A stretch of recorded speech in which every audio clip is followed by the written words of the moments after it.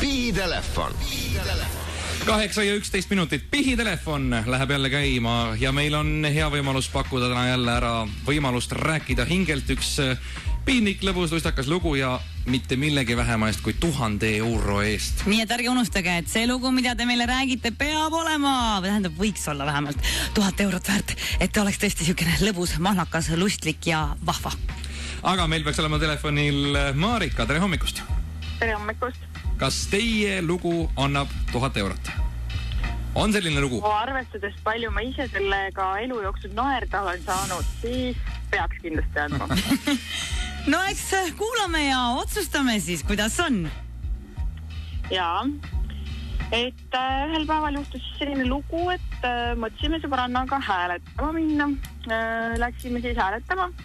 Peatus auto, mis oli siis 2-ukseline ja milles istus nägus noormees. Ja siis avasime auto ukse ja uurisime, et kas meie sõidusuunad klapivad. Selgus, et jaa, noormees sõidab Pärnusse, et võiksime autosse istuda.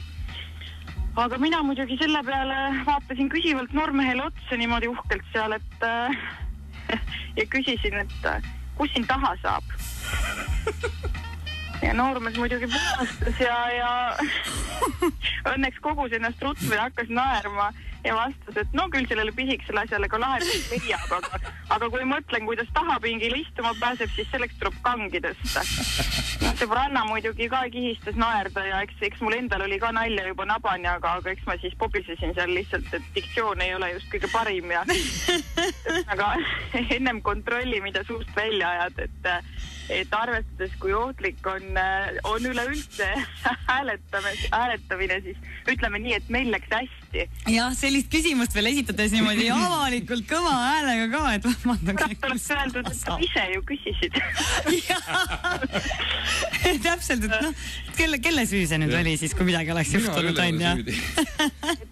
Et igal juhul jah, siuke piinlik lugu oli, aga tänini jah, kui me seda ikka meelde tuletame, siis me naerame hirmsasti. Marika, kui kaua aega tagasi see juhtus?